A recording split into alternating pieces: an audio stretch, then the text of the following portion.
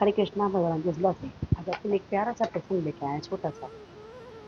आप उसे ध्यान से सुनिएगा और अपने जीवन में उतारने का प्रयास भी कीजिएगा। आज की बहुत पुरानी घटना है कि एक राजा हुआ करते थे। ये नहीं, एक आँख और एक पाँव उनके पास नहीं। वो राजा जो थे अपनी कमियों से कभी भी दुखी नहीं थे और हमेशा लोगों की मदद किया करते थे। अपने प्रजा का बहुत अच्छे से ध्यान रखते थे। अपनी इस छोटी सी कमी के कारण भी कभी उन्होंने अपने राज्य में किसी को कोई कष्ट नहीं दिया।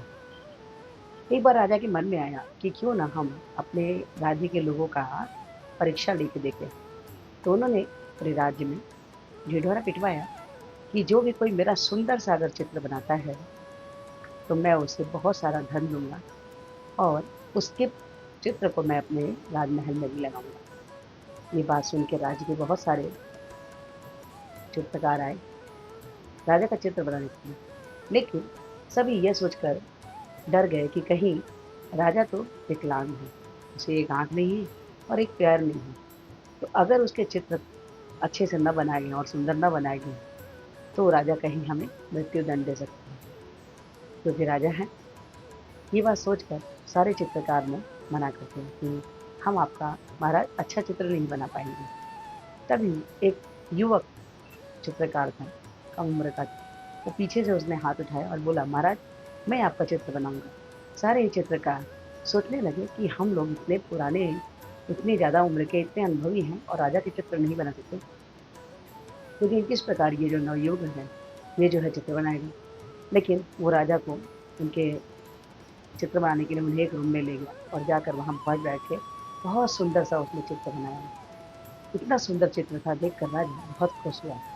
और जब सभी लोग उसके राजमहल में आए और दरबार में आकर उस चित्र को देखा तो सभी को बड़ा ही आश्चर्य हुआ, क्योंकि वो जो चित्र था, उस चित्रकार ने क्या किया था कि उस चित्र में राजा की कमियों को उसने छुपा दिया। इस प्रकार उसने क्या किया कि जो राजा की एक आंख बंद, जो ठीक नहीं थी, जो अंधा था, उस आंख को उसने ऐसा दिखाया कि जैसे, और जो पैर खराब था उसको उसने पैर में बैठे हुए मोड़ के पैर को उसने चित्र को दिखाया कि जैसे राजा शिकार कर रहा है।